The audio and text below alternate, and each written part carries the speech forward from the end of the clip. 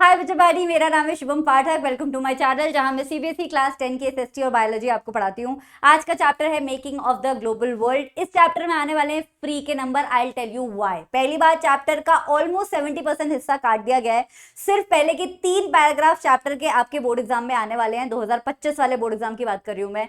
और इनफैक्ट उसी 3 में से आपको एक 5 मार्क का क्वेश्चन और एक 2 मार्क्स का क्वेश्चन भी आने वाला है। तो 3 पैराग्राफ्स पढ़ के अगर हमें 5 से 7 नंबर मिल रहे हैं तो ये फ्री के ही तो नंबर है। तो आज के छोटे से लेक्चर को पूरा जरूर देखना, ताकि इस चैप्टर के इन 3 पैराग्राफ्स की एक एक लाइन तुम्हारे दिमाग में बैठ जाए। आज मैं इसके 2 प्रीवियस ईयर इंपॉर्टेंट क्वेश्चंस भी कराने वाली हूं और साथ में तुम्हें होमवर्क क्वेश्चंस के फॉर्म में एमसीक्यूज भी देने वाली हूं, ताकि ये पूरा का पूरा चैप्टर तुम्हारा पक्का हो जाए। तो let's start with making of the global world. तो बच्चा, हम जो ये ग्लोबलाइजेशन शब्द है ये पिछले 50 सालों में ज्यादा सुन रहे हैं। तुम देखते हो कि इकोनॉमिक्स में, न्यूज में ग्लोबलाइजेशन वर्ड ज्यादा आता है। इसका एक्चुअली मतलब क्या होता है? ग्लोबल का मतलब होता है जो पूरी दुनिया में प्रेजेंट है। तो ग्लोबलाइजेशन एक ऐसा प्रोसेस है जिसका मतलब है कि दुनिया जब नजदीक आती है, दुनिया के देश जब आपस में ट्रेडिंग करते हैं, लोगों का माइग्रेशन होता है, नॉलेज इधर से उधर जाती है, रिलीजन इधर से उधर ट्रैवल करता है। जब भी एक देश के लोग दूसरे देश में अपने साथ नॉलेज, टेक्नोलॉजी, स्किल्स, मनी कुछ भी लेके ट्रैवल करते हैं, तो उस प्रोसेस को बोला जाता है ग्लोबलाइजेशन। तो हाँ, पिछले 50 सालों में वर्ड फेमस जरूर हो गया है, वर्ड कॉमन जरूर हो गया है, एसएसटी की बुक्स तक जरूर आ गया है, लेकिन उसका मतलब ये नहीं है कि एंशिएंट जमानों में आपका ग्लोबलाइजेशन हुआ नहीं करता था। ग्लोबलाइजेशन हमेशा हुआ करता था। हाँ, तब हम उसे इस नाम से नहीं जाना करते थे। तब जो है अलग तरीके के ट्रैवलर्स हुआ करते थे। तो बच्चा, पुराने जमानों में, आज तो लोग ट्रैवल करने भी पहुंच जाते हैं, टूरिज्म के लिए पहुंच जाते हैं, मेडिसिन के लिए पहुंच जाते हैं, कहीं पे अच्छा इलाज हो रहा होता है तो एक जगह से दूसरी जगह चले जाते हैं, बच्चों की पढ़ाई के लिए चले जाते हैं। लेकिन हम एंशिएंट टाइम्स की बात करें, बहुत पुराने 13th सेंचुरी 14th सेंचुरी की बात करें, तब लोग जो है इस तरीके के ट्रैवलर्स ज्यादा हुआ करते थे। या तो लोग प्रीस्ट हुआ करते थे, बुद्धिस्ट रिलीजन के हो सकते थे, क्रिश्चियन रिलीजन के हो सकते थे, हिंदू रिलीजन के हो सकते थे, रिलीजन के प्रचार प्रसार के लिए एक जगह से दूसरी जगह जाते थे। या फिर लोग ट्रैवलर्स हुआ करते थे, जैसे क्रिस्टोफर कोलंबस जिसने अमेरिका डिस्कवर किया था, right? He was just travelling and he discovered the entire continent. तो लोग ट्रैवल करने भी जाया करते थे। मोस्टली ये वो वाले लोग होते थे जिनके पास थोड़ा बहुत पैसा होता था यार, क्योंकि ट्रैवल करने के लिए उस जमाने में पैसा चाहिए होता था, सबके पास पैसा नहीं होता था। फिर मोस्ट कॉमन ट्रैवलर्स जो होते थे बच्चा, वो ट्रेडर्स हुआ करते थे, जो सामान एक जगह से दूसरी जगह बेचने जाते थे, जैसे कि इंडिया का स्पाइस, जैसे कि चाइना का सिल्क।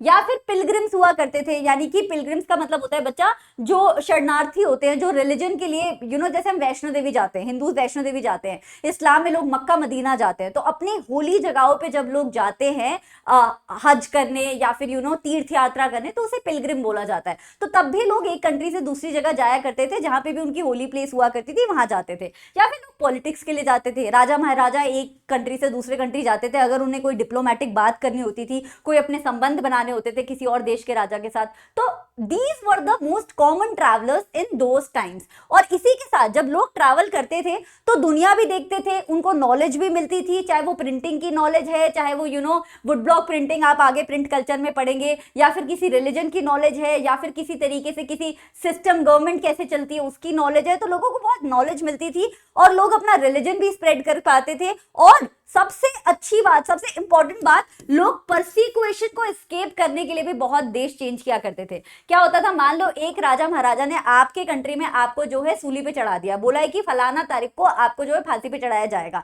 अब आप क्या कर रहे हो कि आप देश से ही छोड़ के चले जा रहे हो कि जब मैं देश में रहूंगा ही नहीं तो राजा मुझे पकड़ेंगे कैसे और मुझे सूली पे चढ़ाएंगे कैसे। तो लोग परसिक्यूशन यानी कि सजा से बचने के लिए लोग ट्रैवल किया करते थे उस जमाने में। स्पेशली जिन लोगों को ऑब्वियसली सजा सुनाई जाती थी या उनके रिश्तेदार वगैरह भी छोड़ जाते थे कंट्री कि भाई वो तो भाग गया है कहीं, हमें ना सूली पे चढ़ा दे। तो there were different reasons for travelling, but globalisation definitely existed.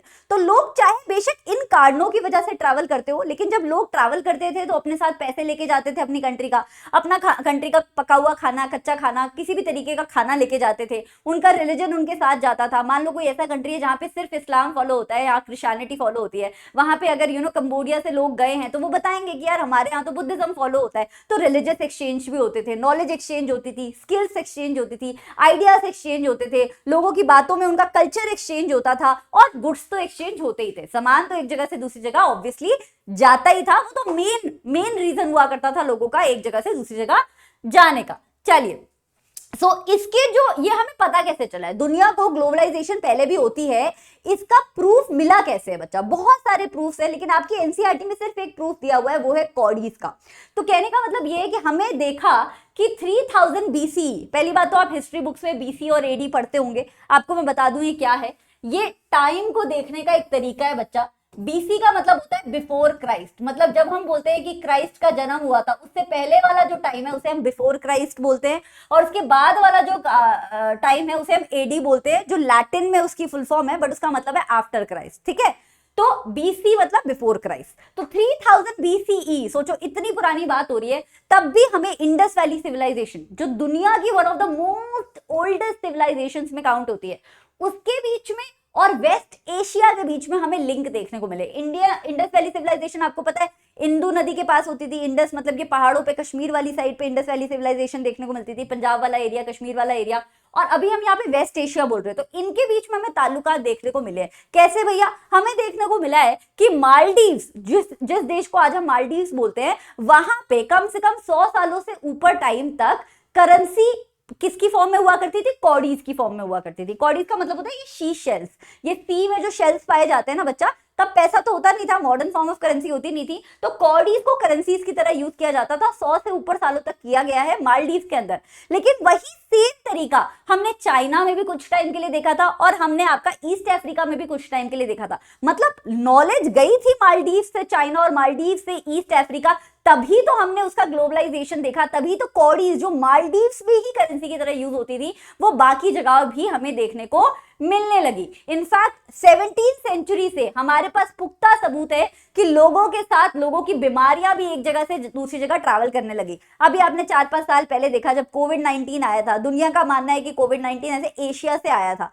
अब I'm not gonna take names of the nations, but you know which nation I'm talking about. So, लेकिन वो पूरी दुनिया में फैला, वो पैंडेमिक बन गया। वो एपिडेमिक भी तो रह सकता था। एपिडेमिक होता है जब कोई बीमारी एक पर्टिकुलर एरिया में पाई जाती है, वो उस कंट्री तक भी कंटेन होकर रह सकता था, लेकिन वो पूरी दुनिया में फैल गया। कैसे? क्योंकि वहां से ट्रैवलर्स गए एक जगह से दूसरी जगह, वहां पे फैला, फिर वहां से जब लोग दूसरी जगह गए वहां पे फैला, तो इस तरीके से वो पैंडेमिक बन गया था। तो ये पैंडेमिक की सिचुएशन या एपिडेमिक की सिचुएशन हमने 17th सेंचुरी से देखनी चालू कर दी थी। उससे पहले भी क्या पता होती रही हो, पर हमारे पास 17th सेंचुरी का तो रिकॉर्ड है कि लोगों के साथ बीमारियों के जर्म्स भी एक जगह से दूसरी जगह ट्रैवल कर रहे थे।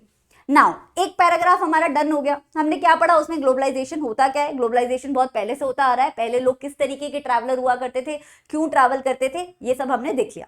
अब पहले के जमाने का एंशिएंट ट्रैवल हिस्ट्री का, एंशिएंट ग्लोबलाइजेशन का सबसे इंपॉर्टेंट रूट हुआ करता था बच्चों, सिल्क रूट। अब सिल्क रूट का मतलब ये नहीं है कि मैं एक रोड की बात कर रही हूं। सिल्क रूट बेसिकली एक नेटवर्क ऑफ रोड है, नेटवर्क ऑफ रोड, जो लैंड पे भी था और जो सी पे भी था। लोग लैंड के थ्रू भी जाते थे, पहाड़ों के बीच में से पासेस बना के, लोग सी के थ्रू भी जाते थे। ऑब्वियसली आपको एक बात याद रखनी रहेगी कि लैंड रूट सी रूट से पहले भी एग्जिस्ट किया करते थे। तो हो सकता है कि बहुत पहले का जो सिल्क रूट रहा हो वो सिर्फ लैंड का रहा हो, लेकिन उसके बाद का जो सिल्क रूट है वो इवॉल्व कर गया, वो सी का भी हो गया, क्योंकि समंदर में चलती है बच्चा शिप्स, और शिप्स बनाने की टेक्नोलॉजी भी पहले दुनिया में नहीं हुआ करती थी। तो what I mean to say is that silk road is a network of land and sea route, जो 3 कॉन्टिनेंट्स को कनेक्ट किया करता था। एशिया को यूरोप से और एशिया को अफ्रीका से। तो 3 कॉन्टिनेंट कनेक्टेड है, Asia to Europe, Asia to Africa. This land and sea route का network used to be known as silk route. तो इस तरीके का दिखता था कुछ सिल्क रूट बच्चा। सिल्क रूट में सबसे इंपॉर्टेंट रोल प्ले किया करते थे चाइना और इंडिया। चाइना और इंडिया 15th सेंचुरी तक दुनिया के सबसे अमीर देशों में काउंट होते थे। क्यों? क्योंकि सिल्क रूट सबसे फेमस ट्रेड रूट था। इतना बड़ा ट्रेड नेटवर्क और पूरी दुनिया में कहीं नहीं था, और उसमें भी बोलबाला किसका चलता था? इंडिया और चाइना का चलता था, राइट? क्योंकि ये सिल्क रूट इंडियन ओशन को बहुत ज्यादा यूज करता था, और इंडियन ओशन के पास कोस्टलाइन, इंडिया के पास बतेरीज है, और चाइना को यहां से मिल जाता है एक्सेस, है ना, जो अभी इंडियन नॉर्थ ईस्ट के थ्रू चाइना को इंडियन ओशन का एक्सेस मिल जाता था। तो इंडिया और चाइना रूल किया करते थे आपका इंडियन ओशन पे, और उसी के थ्रू सिल्क रूट में सबसे मेजर इंपॉर्टेंट कंट्रीज हुआ करते थे। तो ये जो पूरा रूट देख रहे हो आप, यहाँ पे तो लैंड में दिखाया है, सी पे भी यहाँ पे दिखाया है, तो इट वॉज अ नेटवर्क। एक रोड की बात नहीं हो रही है, हम पूरे रास्ते की, ऐसे बिल्कुल झप्पा एकदम जाल सा रास्ते की बात कर रहे हैं, ठीक है। तो ये था आपका silk route. Now silk route का नाम सिल्क रूट ही क्यों आया? क्योंकि इसमें से सबसे ज्यादा ट्रेडिंग होती थी वो होती थी चाइना के सिल्क की। चाइना का जो सिल्क है पूरी दुनिया में फेमस हुआ करता था। इनफैक्ट आज भी चाइना का सिल्क बहुत फेमस होता है। इटली का लेदर, चाइना का सिल्क, इंडिया का कॉटन, ये 2-3 चीजें हैं जो दुनिया में इनका कोई मैच ही नहीं है बच्चा। तो चाइना का सिल्क बहुत फेमस हुआ करता था। यूरोप के जितने राजा महाराजा हुआ करते थे, रानियां हुआ करती थी, वो चाइना से सिल्क मंगा के उसके कपड़े पहना करते थे। और ऑब्वियसली चाइना में तो उसके कपड़े बनते ही थे। हमारे इंडिया में चाइनीज सिल्क बहुत आता था। तो चाइना का सिल्क इतना ज्यादा बिकता था उस जमाने में सिल्क रूट के थ्रू कि उसका नाम ही पड़ गया सिल्क रूट। नाउ अब इसमें कितने कॉन्टिनेंट्स इन्वॉल्व थे? एशिया था जिसमें इंडिया और चाइना सबसे इंपॉर्टेंट थे, यूरोप था जिसमें फ्रांस, स्पेन, ये वाले देश इंपॉर्टेंट हुआ करते थे, और अफ्रीका था जहां पे ट्राइबल कम्युनिटीज बहुत बहुत कुछ हमें ट्रेड किया करती थी सिल्क रूट के जमाने से। तो चाइना का तो सिल्क बहुत फेमस था, चाइनीज सिल्क। उसके साथ में चाइनीज की ब्लू पॉटरी होती है, जैसे आपने जयपुर की ब्लू पॉटरी देखी होगी, उससे भी फाइन क्वालिटी की पॉटरी होती है, हाथ से हैंड पेंटेड पॉटरी होती है। व्हाइट पोर्सलिन पे हम हाथ से ब्लू कलर से, ब्लू के अलग अलग शेड से पॉटरी करते हैं। Chinese pottery is very expensive and also very very pretty. राजा महाराजा उस जमाने की यूज किया करते थे। आज भी अमीर लोगों के घरों में आपको चाइनीज पॉटरी देखने को मिल जाएगी। तो ये दोनों आइटम चाइना के बहुत बिकते थे सिल्क रूट के थ्रू। इंडिया का कॉटन बहुत फेमस हुआ करता था। दुनिया में खुरदुरा कॉटन या मोटा कॉटन तो बहुत सारे देश बनाते हैं, लेकिन कॉटन जो मलमल का कॉटन होता है ना बच्चा, वो इंडिया का तब भी फेमस था और आज भी बहुत फेमस है। और मैं आपको एक और बात बताऊं, एग्रीकल्चर चैप्टर में हम पढ़ते हैं कि ये जो कॉटन एज अ क्रॉप है ना, ओरिजिनली वो इंडिया की क्रॉप है। आज पूरी दुनिया में दिख रही होगी लेकिन वो ओरिजिनली इंडिया की क्रॉप है। तो ऑब्वियसली इंडिया का कॉटन तो फेमस होता ही था। साथ में स्पाइसेस, दुनिया को हमने स्पाइसेस प्रोवाइड किए हैं। हमारा पूरा सदर्न इंडिया, नीलगिरी से स्पाइसेस जाया करती थी। सैफरन, कश्मीर के सैफरन से लेके, केसर से लेके और इलायची तक सारी स्पाइसेस पूरी दुनिया को हम तब दिया करते थे। आज भी इंडिया की स्पाइसेस पूरी दुनिया में फेमस हैं। पूरी दुनिया का हब है इंडियन स्पाइसेस के लिए, राइट। देन यूरोप क्या देता था एशिया को? फिर यूरोप से बदले में आता था गोल्ड एंड सिल्वर। सो ये ट्रेडिंग चलती थी। और ऑब्वियसली रिलीजन भी ट्रैवल किया करता था। सबसे पहले बुद्धिस्ट लोग ट्रैवल किया करते थे। बुद्धिस्ट लोग ये कंबोडिया हो गया, इंडोनेशिया हो गया, यहाँ से साउथ ईस्ट एशिया से ट्रैवल करते थे यूरोप में या अफ्रीका में। वहां पे लोगों को बुद्धिज्म का प्रचार प्रसार करते थे। उससे पहले मुस्लिम रिफॉर्मर्स ट्रैवल किया करते थे अरबिक नेशन से। उसके बाद क्रिश्चियन मिशनरीज ट्रैवल किया करते थे यूरोप से। आप जानते होंगे सबसे पहले इंडिया में जो कॉलोनाइजर्स आए थे, कॉलोनाइजर्स में नहीं बोलूंगी मैं, बाहर से जो लोग आए थे सबसे पहले, वो पोर्तुगीज गोवा के थ्रू आए थे, राइट। और वो कौन थे? वो क्रिश्चियन मिशनरीज थे। तो लोग रिलीजन के लिए, अपने रिलीजन के प्रचार प्रसार के लिए बहुत जगह जगह ट्रैवल करते थे। एंशिएंट ग्लोबलाइजेशन में ये सारी एक्टिविटीज देखने को मिलती थी। अब आती है सबसे इंटरेस्टिंग बात, सबसे इंटरेस्टिंग पैराग्राफ, कि जब ट्रैवलर्स और ट्रेडर्स ट्रैवल किया करते थे तो अपने साथ अपना खाना भी लेके चला करते थे। कुछ पका हुआ खाना होता था बच्चा, कुछ कच्चा खाना हुआ करता था। इसी से आज हमें दुनिया में इतना सारा ग्लोबलाइज फूड देखने को मिल रहा है। आप देखते हो कि मोमोज जो चाइना में देखने को मिलते हैं, वही डंपलिंग के फॉर्म में साउथ ईस्ट एशिया में देखने को मिलते हैं। वही आपका थुपका के फॉर्म में बुद्धिस्ट नेशंस में देखने को मिलते हैं। वही आपका इंडिया में, बिहार में जाओगे आप तो चौवा फारा बोलते हैं, कई जगह पीठा भी बोला जाता है उसे। दोज आर स्टीम्ड डंपलिंग्स, वो बहुत ज्यादा रिजेंबल करते हैं मोमोज को। तो इस तरीके से फूड इवॉल्व जरूर हुआ है अलग अलग नेशन में, बट एक्चुअली में वो फूड वहां तक पहुंचा कैसे? That has been there because of globalisation. आपको पता है हमारे जो छोले भटूरे, हमारे जो समोसे हैं इंडिया के, जिनके बगैर हम इंडिया इमेजिन ही नहीं कर सकते, वो भी एक्चुअली ग्लोबलाइजेशन से ही इंडिया में आए हैं। इनफैक्ट 500 साल पहले तक हमारे देश में सोयाबीन, मेज, आलू, स्वीट पोटैटो, चिली, टमेटो, मूंगफली, इस टाइप की क्रॉप्स देखने को नहीं मिलती थी। ये सारी क्रॉप्स भी ग्लोबलाइजेशन की ही देन है। तो ट्रेडर्स और ट्रैवलर्स जब ट्रैवल करते थे तो अपने साथ पका हुआ कच्चा खाना लेके जाते थे। दैट इज हाउ अलग अलग नेशन में अलग अलग तरीके का खाना दिखने लग गया। फॉर एग्जाम्पल, चाइना का जो नूडल्स है वो ओरिजिनली चाइना का हुआ करता था, लेकिन अब तुम यूरोप के कई पार्ट्स में, स्पेशली फ्रांस, इटली में देखते हो, उसे स्पेगेटी बोलते हैं। स्पेगेटी नूडल के नाम से जाना जाता है।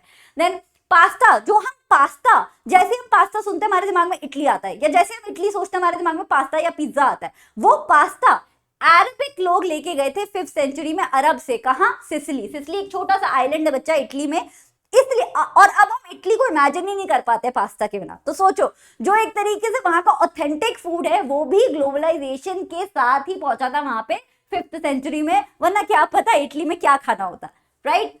सो food used to travel, and food travel करना और ज्यादा शुरू हो गया जब हमने एक नया कॉन्टिनेंट डिस्कवर किया बच्चा। उसका नाम है America, south America, north America. तो इस चैप्टर में जब हम अमेरिका बोलते हैं जो क्रिस्टोफर कोलंबस ने 16th सेंचुरी में डिस्कवर किया था, तो उससे मतलब होता है साउथ, नॉर्थ और कैरेबियन आइलैंड्स। आपको पता होगा कि अमेरिका दो पार्ट्स में है, साउथ अमेरिका, नॉर्थ अमेरिका।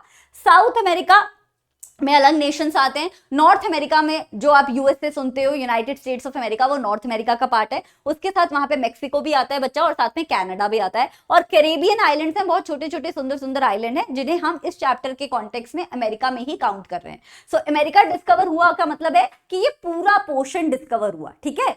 तो अमेरिका जब डिस्कवर हुआ तो उसके बाद और नया नया खाना मिला, क्योंकि जब नए कॉन्टिनेंट्स डिस्कवर होते हैं तो वहां का रीजन ही अलग है, क्लाइमेट ही अलग है, वहां पे अलग अलग क्रॉप्स उग रही है। दुनिया का ये भी मानना है कि आलू जो है नेटिवली अमेरिका में हुआ करता था, और अब देखो पूरी दुनिया आलू के बिना अपनी जिंदगी इमेजिन नहीं कर सकती। लोग वेजिटेरियन हो, नॉन वेजिटेरियन डाइट वाले हो, डजंट मैटर, आलू के बिना दुनिया इमेजिन करना कितना मुश्किल है, राइट। और तो सोचो ग्लोबलाइजेशन नहीं होता तो आलू कैसे मिलता। और इसी आलू की वजह से बहुत बवाल भी हुआ है भैया। आयरलैंड में बहुत ही फेमस फमीन हो गया था 1840s में।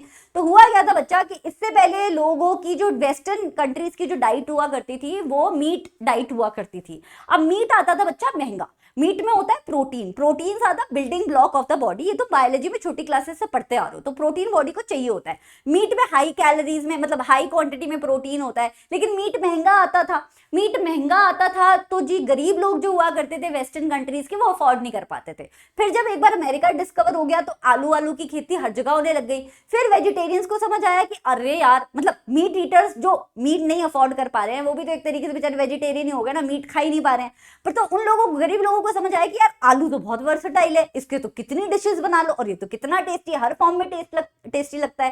तो आयरलैंड में, स्पेशली आयरलैंड में क्या हुआ कि बहुत ज्यादा मात्रा में आलू की खेती होने लग गई। That every farmer started growing only potato. अब प्रॉब्लम ये हुई कि 1840s में एक बीमारी फैल गई जिसका नाम था पोटैटो ब्लाइट। क्या नाम था? Potato blight. अब ये बीमारी ने सारी की सारी आलू की फसल पे अटैक करना शुरू कर दिया। अब क्योंकि मेजॉरिटी आयरलैंड में सिर्फ आलू की खेती हो रही थी, तो वो सारी खेती देखते ही देखते क्या हो गई? खराब। बहुत ही भयानक बीमारी थी, सारी आलू की फसल खराब हो गई। तो अब बेचारा गरीब आयरलैंड जो आलू की खेती पे कंप्लीटली डिपेंडेंट था, जब आलू की खेती खराब हो गई तो उनके पास बिल्कुल ही खाने के लिए कोई क्रॉप नहीं बची, और उसी की वजह से hundreds and thousands of Irish people died due to hunger. भुखमरी की वजह से, भूख की वजह से वो लोग मारे गए, just because they invested in one crop only, thinking ये तो बहुत अच्छी क्रॉप है, और वो क्रॉप में लग गई बीमारी। तो food became a killer, and this is the main question that can come from this chapter. ये जो क्वेश्चन है, चिंता मत करो, आगे मैंने कराया हुआ है। जो बच्चे वीडियो देख रहे हैं, अच्छा लग रहा है, समझ आ रहा है, कहानी की फॉर्म में हिस्ट्री पढ़ रहे हैं, मजा आ रहा है, प्लीज चैनल को सब्सक्राइब कर लीजिएगा, और ताकि, और बेल आइकन भी प्रेस कर देना कि लाइव वीडियो जब भी आएगी आपको यूट्यूब इन्फॉर्म कर देगा। चलो, सो अमेरिका की डिस्कवरी ने दुनिया को बहुत चेंज किया। अब अमेरिका की डिस्कवरी से पहले क्या होता था वो जानते हैं। 16th सेंचुरी से पहले, जैसा कि मैंने बताया, इंडियन ओशन की बहुत महत्वता हुआ करती थी आपकी दुनिया की ट्रेडिंग में। और इंडियन ओशन पे सबसे लंबी कोस्ट लाइन हमारे भारत की। तो दो जो सबसे इंपॉर्टेंट देश हुआ करते थे ट्रेडिंग के लिए, वो होते थे चाइना एंड इंडिया। लेकिन धीरे धीरे यूरोप ने सिल्क रूट पे अपनी ट्रेडिंग इतनी ज्यादा शुरू कर दी कि इतने ज्यादा नखरे, इतनी ज्यादा रीडायरेक्शन, ट्रेडिंग करने आते थे तो इधर उधर दूसरा रूट भी डिस्कवर करते थे। तो इतनी ज्यादा डिस्कवरीज और इतना ज्यादा इंटरफेरेंस हो गया यूरोपियन देशों का सिल्क रूट के अंदर कि धीरे धीरे centre of the trade India और चाइना से हटके यूरोप बन गया। वो तो चाहते ही यही थे भैया, जो सेंटर ऑफ द ट्रेड में रहेगा वो कंट्री हमेशा अमीर रहेगा। तो यूरोप ने क्या किया? एशिया को साइड करके यूरोप को सेंटर ऑफ ट्रेड बनाना शुरू कर दिया, और ये बहुत आसान हो गया after the discovery of America. अब अमेरिका एक ऐसा लैंड था जो यूरोप के, मतलब यूरोप की तो आंखों में बत्तियां जल गई थी अमेरिका को डिस्कवर करके कि भैया तो इतने बड़े बड़े कॉन्टिनेंट्स, इनके पास तो इतना लैंड है, इतने रिसोर्सेज हैं, इतनी क्रॉप्स हैं। और उस वक्त यूरोप की हालत बहुत फटी हुई चल रही होती थी। यूरोप बहुत खराब, मतलब बहुत डिसीजेस, रहने के लिए जगह नहीं है, खाने के लिए खाना नहीं है, यूरोप की बहुत भुखमरी वगैरह वाली सिचुएशन थी। अब वहीं तुमने डिस्कवर कर लिया एक ऐसा कॉन्टिनेंट जहां पे नेटिव अमेरिकन रहते हैं। नेटिव अमेरिकन मतलब जिनके एंसेस्टर्स एक्चुअली अमेरिका से ही थे, उन्हीं कॉन्टिनेंट से थे, चाहे साउथ चाहे नॉर्थ अमेरिका, राइट। अब वो लोग टेक्नोलॉजी से बहुत परे हैं, क्योंकि अगर दुनिया ने डिस्कवर 16th सेंचुरी में किया तो उन्होंने भी दुनिया को डिस्कवर 16th सेंचुरी में ही किया। उन्हें इससे पहले नहीं पता था कि बाकी वर्ल्ड एग्जिस्ट करता है। So they were living like completely like tribal people, right. सो उनके पास ना तो किसी बीमारियों से रिलेटेड वैक्सीनेशन थी, जो बाकी दुनिया में फैल रही थी वैक्सीनेशन उनके तक पहुंची ही नहीं थी, क्योंकि उन्हें उस बीमारी के बारे में नहीं पता, ना उनके पास कोई ये गोला बारूद वाली टेक्नोलॉजी थी। तो आप बैकवर्ड तो मैं वर्ड यूज नहीं करना चाहूंगी, मैं प्रिमिटिव वर्ड यूज करना चाहूंगी कि वो पुराने तरीके से जी रहे थे। अब हुआ क्या कि यूरोप को आ गया अमेरिका बहुत पसंद, all because of these 3 reasons. In fact ऐसी कहानियां चलती थी कि भैया साउथ अमेरिका में तो पता है एक शहर है, वहां पे तो ना सिर्फ वो तो सोने का ही शहर है। फेबल्ड का मतलब कहानियां बनी हुई हैं, रूमर्स बने हुए हैं कि साउथ अमेरिका में एल डोराडो नाम का एक शहर है भैया, जो पूरा शहर ही सोने का है। तो इससे क्या होता था, और ज्यादा यूरोपियन ट्रेडर्स या ट्रैवलर्स जो होते थे वो अट्रैक्ट होते थे इन रूमर्स की वजह से कि चलो भाई अमेरिका चलते हैं, अमेरिका सही लग रहा है ये, है ना, वहां जाके हमारा बहुत बिजनेस चमक जाएगा, बहुत फायदा हो जाएगा अपना। और यूरोप ने किया भी। यूरोप क्या करता था कि अमेरिका जाता था, अमेरिका से उसके रिसोर्सेज लूट के लाता था, चाहे उसके गोल्ड हो, सिल्वर हो, आयरन हो, जो भी मिलता था लूट के लाता था। अब यूरोप के पास गोला बारूद वगैरह होता था, अमेरिका के लोग प्रिमिटिव तरीके से अभी भी तीर वीर से लड़ रहे थे, तो ऑब्वियसली यूरोप जीत जाता था। तो यूरोप के देश जाते थे अमेरिका से रिसोर्सेज लूट के लाते थे। अब वो रिसोर्सेज अपने बोलते थे कि ये तो हमारे रिसोर्सेज हैं, हमने लूटे, और उसी रिसोर्सेज को बेच बेच के वो क्या करते थे, एशियन देशों से ट्रेड किया करते थे, चाहे वो इंडिया हो चाहे वो चाइना हो। चाइना की उन्हें चाय पत्ती बहुत पसंद थी, टी की लत लग गई थी, ओपियम की लत लग गई थी, टोबैको की लत लग गई थी, तो इन सारी चीजों में ट्रेड किया करते थे, और ऐसे बना है यूरोप अमीर। यूरोप कहाँ से अमीर बनता, यूरोप इतना बड़ा तो कॉन्टिनेंट भी नहीं है, इतने छोटे छोटे देश है वहां पे, फ्रांस, इटली, बहुत छोटे छोटे कंट्रीज हैं। अब इतनी कंट्रीज के पास इतने रिसोर्सेज तो नहीं हो सकते ना कि वो इतने अमीर बन जाए। वो रिसोर्सेज लाते थे बाकी देशों को कॉन्कर करके, ठीक है। So this is how Europe became very rich. Now mid 16th century आते आते यूरोप ने बिल्कुल एकदम बोलते ना निशाने पे रखा हुआ था अमेरिका को। यूरोप का हर कंट्री ट्राई करता था अमेरिका को कैप्चर करने का।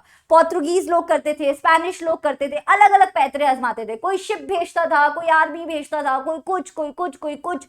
अब लगाया यहाँ पे दिमाग स्पेन ने। स्पेनिश कॉन्करर्स ने क्या सोचा कि यार ये तो प्रिमिटिव तरीके से रह रहे हैं, पूरी दुनिया में तो स्मॉल पॉक्स आके इतने लोगों की डेथ होके वैक्सीनेशन भी बन गई, लोगों को वैक्सीनेशन भी लग गई। अब किसी को स्मॉल पॉक्स होता ही नहीं, आप देखते हो किसी को स्मॉल पॉक्स अब नहीं होता, चिकन पॉक्स होता है, राइट, क्योंकि स्मॉल पॉक्स की वैक्सीन बहुत साल पहले बन गई थी दुनिया में, उससे पहले बहुत डेथ हुई, लेकिन फिर बन गई और फिर पूरी दुनिया वैक्सीनेटेड हो गई। लेकिन अमेरिका बेचारा तक पहुंची नहीं थी वो वैक्सीन, तो स्पेन ने गोले बारूद की जगह जर्म्स भेजे स्मॉल पॉक्स के, इन्फेक्टेड लोगों को स्मॉल पॉक्स से इन्फेक्ट करके लोगों को कहां भेजा, अमेरिका में भेजा। अब अमेरिका जिसके पास वैक्सीनेशन नहीं थी वहां पे लोगों को स्मॉल पॉक्स होने लगा। ये देखो, ये उसी जमाने का असली डिपिक्शन है, लोग पेंटिंग्स वगैरह स्केचेस वगैरह बनाते थे ऑब्वियसली, तो ये स्मॉल पॉक्स का डिपिक्शन दिखाया हुआ है। अब क्या हुआ, देखते ही देखते 1-2 साल के अंदर स्मॉल पॉक्स पूरे कॉन्टिनेंट में फैल गया, और वहां की 80 to 90% पॉपुलेशन क्या हो गई, डेसिमेट हो गई। डेसिमेट का मतलब उनकी डेथ हो गई। अब जो बचे थे वो इतने कम नंबर में थे कि उनका स्पेनिश कॉन्करर या यूरोपियन कॉन्करर्स के आगे कोई मुकाबला ही नहीं था। So this is how Europe captured different parts of America.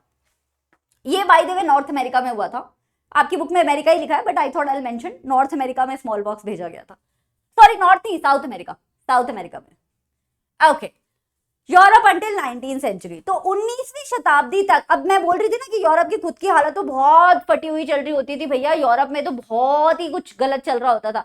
क्यों अमेरिका में राज करना चाहता था, क्यों वो इंडिया में आके कॉलोनाइजेशन करना चाहता था, क्या पड़ी थी यूरोप के देशों को, क्योंकि बच्चे यूरोप में बहुत पॉपुलेशन बढ़ गई थी, छोटे छोटे देश है, निक्के इतने देश, और उसमें पॉपुलेशन बहुत हो गई थी। लोग क्या है कि उनको फार्मिंग में पैसे नहीं बनते थे तो वो शहर आ जाया करते थे, शहर में उनके पास पैसा नहीं होता था, झुग्गी झोपड़ी में रहते थे, झुग्गी झोपड़ियों में बीमारियां फैलती थी, झुग्गी झोपड़ियों में बीमारी एक घर में फैल गई तो पूरी झुग्गियों में फैल जाएगी, तो वहां पे बहुत सारी डेथ होती थी डिसीज की वजह से। रिलीजियस कॉन्फ्लिक्ट भी चल रहा था, आप जानते हो क्रिश्चियनिटी के नाम पे प्रोटेस्टेंट, मेथोडिस्ट, कैथोलिक्स, बहुत लड़ाइयां हुआ करती थी, और तब रिलीजियस डिसेंटर्स को मरवा भी दिया जाता था। बच्चा एक वर्ड होता है डिसेंटर्स, डिसेंट का मतलब होता है पॉपुलर नॉर्म के अगेंस्ट जाना। पॉपुलर नॉर्म जो सोसाइटी में चलता आ रहा है ना कॉमनली, अगर आप उसके अगेंस्ट जा रहे हो तो उसे डिसेंट बोलते हैं। जैसे गवर्नमेंट के अगेंस्ट प्रोटेस्ट करना है को डिसेंट बोलते हैं, राजा के अगेंस्ट प्रोटेस्ट करने को डिसेंट बोलते हैं। आप पीसफुली कर रहे हो, नॉन पीसफुली कर रहे हो, डजंट मैटर, आप पॉपुलर चीज के अगेंस्ट जा रहे हो, उसे डिसेंट बोलते हैं। तो जो लोग पॉपुलर रिलीजन के अगेंस्ट जाया करते थे उस जमाने में, उसे लोग रिलीजियस डिसेंटर्स बोल दिया करते थे, और उन लोगों को पकड़ पकड़ के मरवाया जा रहा होता था। कहीं प्रोटेस्टेंट्स को मरवाया जा रहा होता था, कहीं कैथोलिक्स को मरवाया जा रहा होता था। तो कहने का मतलब ये है कि यूरोप की हालत कोई बहुत अच्छी थी नहीं, तो यूरोप को बेसिकली चाहिए था कि भगे हम यहाँ से। तभी आप देखते हो कि 17th 18th सेंचुरी में हजारों की तादाद में, लाखों की तादाद में लोग यूरोप को छोड़ के अमेरिका जाके बस गए। और उसके बाद तो 18th सेंचुरी तक स्लेवरी चलती ही थी, जो आप क्लास 9th में फ्रेंच रेवोल्यूशन में पढ़ के आए हो। बस ये एक छोटा सा सेंटेंस मेंशन किया हुआ है एनसीईआरटी में, पर आपको वो स्लेवरी वाला ट्रायंगल याद है ना, कि यूरोप क्या करता था, अमेरिका को कैप्चर करता था जी, अमेरिका के लैंड पे खेती कराता था, और वो खेती का सारा प्रॉफिट जो है वो यूरोप में ले आता था। और खेती किससे कराता था, अफ्रीका के लोगों से खेती कराता था। तो अफ्रीका के लोगों को बंदी बना के, स्लेव बना के अमेरिका भेजता था, और खेती करवाता था, माइनिंग करवाता था, और सारे रिसोर्सेस लूट के यूरोप में आ जाते थे, और उसी पैसे से और ज्यादा अफ्रीकन को बंदी बनाता था, और ये पूरी साइकिल चलती रही थी। ये ट्रायंगुलर स्लेव ट्रेड आपकी 18वीं शताब्दी तक चली है। फिर दुनिया को इक्वालिटी समझ आई और दुनिया ने स्लेवरी को खत्म किया। और भैया इंडिया क्या कर रहा था, इंडिया और चाइना क्या कर रहा था, जरा वो भी सुने। तो चाइना ने थोड़ा गलत कर दिया, चाइना ने अपने आप को आइसोलेट कर दिया। 15वीं शताब्दी तक सब सही चल रहा था, इंडिया और चाइना बोलबाला चल रहा था इनका आपका सिल्क रूट पे। अच्छा एक और बात, जब भी हम बोलते हैं ना शताब्दी, सेंचुरी, तो हम बैकवर्ड चलते हैं। If I am saying 15th century, what I mean is 1401 से 1500, ठीक है, ये याद रखना। पूरी हिस्ट्री खत्म हो जाती है, बच्चों को ये नहीं पता होता, तो century goes backward. Anyway 15th century तक मामला सही चल रहा था। फिर चाइना ने अपने आप को ना एक तरीके से रेस्ट्रिक्ट कर दिया। उसको समझ आया कि यार ये ट्रेडिंग की वजह से ना हमारे यहाँ का कल्चर खराब हो रहा है, तो अपने यहाँ के कल्चर को प्रिजर्व करने के लिए उन्होंने अपनी कंट्री की ट्रेडिंग रोक दी, अपने आप को आइसोलेट कर दिया। तो चाइना के नाम पे तो सिल्क रूट बना था भैया, उसी के सिल्क से फेमस हो गए। चाइना ने अपने आप को सिल्क रूट से निकाल लिया। फिर धीरे धीरे इंडिया को तो कॉलोनाइज ही कर लिया, ईस्ट इंडिया कंपनी आ गई थी, है ना, 17th सेंचुरी में। तो धीरे धीरे इंडिया और चाइना हट गए सेंटर ऑफ द ट्रेड, और अमेरिका और यूरोप बन गए सेंटर ऑफ द ट्रेड। लेकिन तब अमेरिका भी किसके कब्जे में हुआ करता था, यूरोप। तो कहने का मतलब ये है कि सेंटर ऑफ द ट्रेड क्या बन गया 18th-19th सेंचुरी तक, यूरोप बन गया। बट कैसे, डिसीट से, धोखे से, पैसे से, छल से, कपट से, but they became the centre. तो चलो एक दो क्वेश्चंस करते हैं। एक क्वेश्चन जो बोर्ड एग्जाम का बड़ा फेमस है इन 3 टॉपिक्स में से जो आता है वो है, the new crops could make the difference between life and death. ये एक सेंटेंस है। Explain the above statement in context of Irish potato famine. तो हाँ जी बिल्कुल सही बात है, समटाइम्स नई क्रॉप जो होती हैं can make a difference of life and death. Europe में यही हुआ था। यूरोप के जो गरीब लोग हैं, जब उन्होंने आलू डिस्कवर किया तो सिर्फ आलू की खेती करने लग गए, और फिर 1890s में जब डिसीज आई तो उसने सबको डिस्ट्रॉय कर दिया, राइट। सब कुछ मैंने पीछे 1840s बोल दिया था, 1890s है कि 40s है, एक बार मुझे जरा कमेंट में बताना, बट है तो 19th century.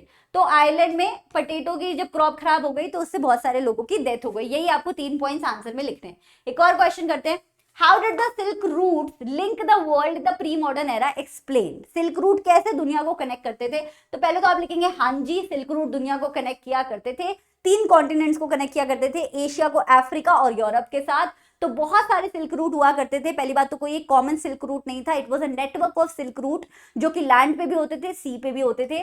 Chinese pottery travel किया करती थी यूरोप में, और साथ में चाइना का सिल्क, और इंडिया से जाता था इंडिया का टेक्सटाइल, यानी कि इंडिया का मसलिन, मलमल कॉटन एंड इंडिया की स्पाइसेस। रिटर्न में हमारे पास एशिया में आता था मेटल्स, जैसे कि गोल्ड एंड सिल्वर, जो यूरोप से आता था। साथ में क्रिश्चियन मिशनरीज भी ट्रैवल किया करते थे, उससे पहले बुद्धिस्ट मिशनरीज भी किया करते थे, मुस्लिम रिफॉर्मर्स भी ट्रैवल किया करते थे। तो world was definitely connected through silk route. Okay, 2 homework question दे रही हूं, सब बच्चे जो ये वीडियो देख रहे हैं प्लीज उसका आंसर कमेंट्स में जरूर बताना, सो दैट आई नो कि आपको चैप्टर अच्छे से समझ आया। तो पहला क्वेश्चन है आपका बच्चा ये वाला, many expeditions set off in search of El Dorado. El Dorado was a fabled city of what? ठीक है, पहला है आपका ये question, previous year board exam question है, एल डोराडो पे क्वेश्चन आएगा ही आएगा पेपर में। And then which food crop became a reason for widespread hunger and death in Ireland? I think 1840s है, पर मेरे को देख के बताना एक बार, ठीक है जी। So thank you so much. And I will see you next time with the chapter Political Party. Civics पढ़ाने में मुझे बहुत मजा आता है, so please उस लेक्चर में आइएगा. Don't forget to subscribe. I'll see you next time.